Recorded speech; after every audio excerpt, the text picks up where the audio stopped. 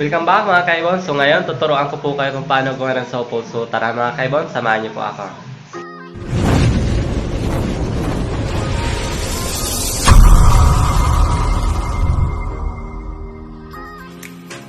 Ito nga pala mga kaibon, mga kailangan natin para tayo ay makagawa ng sopol. So una ay kutsilyo at tadtaran. So pwede man kayo mga kaibon gumamit ng blender basta po masyadong durog. Carrots mga kaibon. So dito sa carrots mga kaibon, hiwain nyo lang po ng maliliit at saka po balatan nyo. So kalabasa mga kaibon, dito sa kalabasa mga kaibon, alisin nyo lang po yung parting matigas po dito sa kanilang balat. So boiled egg mga kaibon, dito po sa itlog mga kaibon, isinasama ko lang po yung shell kasi kailangan po yun ng ating maalaga para po mas tubigas po yung kanilang itlog, hindi po basta-basta po nababasag. So siling sigang to mga kaibon, pwede naman po kayo gumamit ng siling labuyo. So ito kasi ito lang po ang meron na mga kaibon, so pwede na po to. So pichay mga kaibon, dito sa pichay mga kaibon, kunin nyo lang po yung kanilang dahon. Huwag nyo na po isama itong kanilang katawan kasi po masyado pong matubig. Baka po magkasakit yung ating maalaga. So ang panghuli mga kaibon ay malunggay. So napakahalaga po itong malunggay para sa ating maalaga kasi napakataas po yung nutrition na makukuha ng mga alaga natin dyan. So tara mga kaibon, so hiwain lang po natin itong maliliit. So tara. A few moments later. So ito na nga pala mga kaibon, nadurog na po natin. So ngayon, ang gawin natin ay ipaghalo-haloy na lang po natin. So dito na lang po natin ilagay. So kalabasa at carrots. Yung siling siga at saka yung malunggay at saka yung pichay. At huli ay itlog. So kasama po yung shell.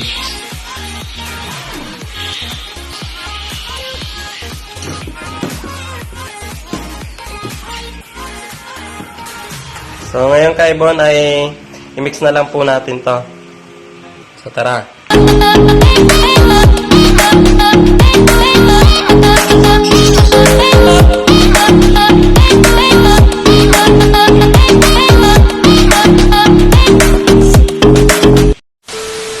So ito na pala mga kaibon, na halo-halo na po natin, na-mix na po natin. So ngayon i-transfer na po natin sa mga kainan nila.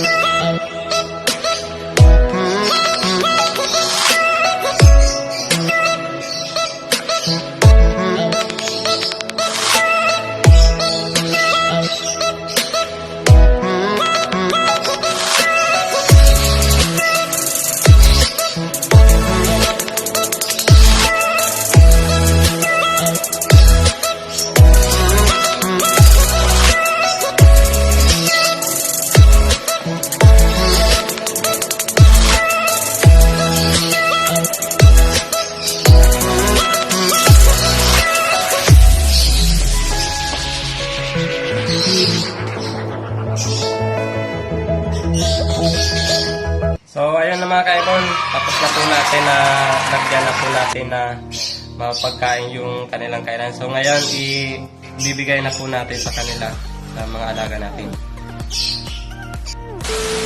So lagay na natin mga kaibon. Alam ko gutom na sila.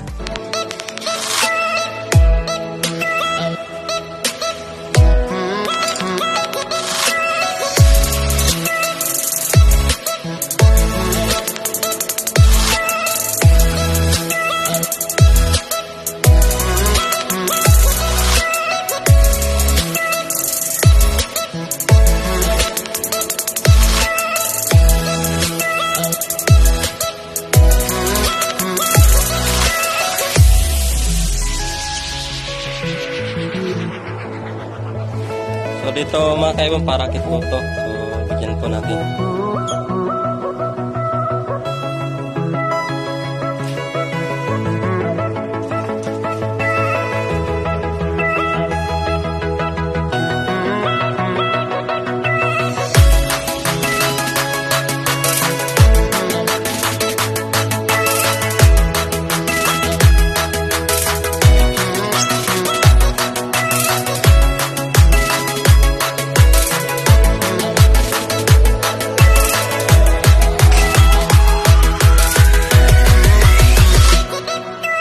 ayan na, tapos na mga kaibon. So, ayan na mga kaibon, nalagay na po natin yung soft food sa ating mga alaga.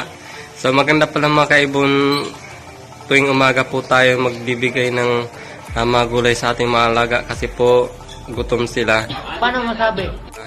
Mas malaki po yung chance na kakainin po nila yung binigay natin. So, pwede po kayong magbigay ng soft food sa ating mga alaga, mga kaibon, mga 2 to 3 times a week lamang po.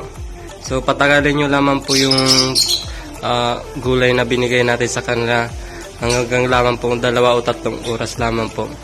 Kasi po mabilis masira po yung vegetable, baka po magkasakit yung ating mga alaga. So sa bird seeds po kasi mga kaibon, napaka cholesterol po yung bird seeds. So kung sa tao mga kaibon, nagiging high blood, so nagbibigay tayo ng ibang alternatibong pagkain. Mas nakakakain po sila ng masusustansyang mapagkain. Oh my God! Wow! So ayun mga kaibon, kumakain po sila. So kung hindi pala mga kaibon sanay yung maalaga sa mga gulay, sa soft food na binibigay, so continuous lamang po kayo, masasanay po naman yan. So kung nakikita nyo mga kaibon, hindi po sila masyadong sanay kasi po hindi pa tayo matagal na nagbibigay ng mga gulay, ng vegetable. So yun lang po mga kaibon. So hanggang dito lang mga kaibon. So may shoutout pala tayo mga kaibon. So shoutout pala sa iyo Ma'am Antoinette Malabatoan, napakabait niyo po, mabuhay po kayo. Shoutout rin po sa aking mga kaibigan, sa aking mga supporters. So alam po natin marami po tayong tinatahak na mga problema, mga sakuna. So kaya po natin ito lang pasamba, sama-sama po tayo. Merry Christmas po mga kaibon, bye bye.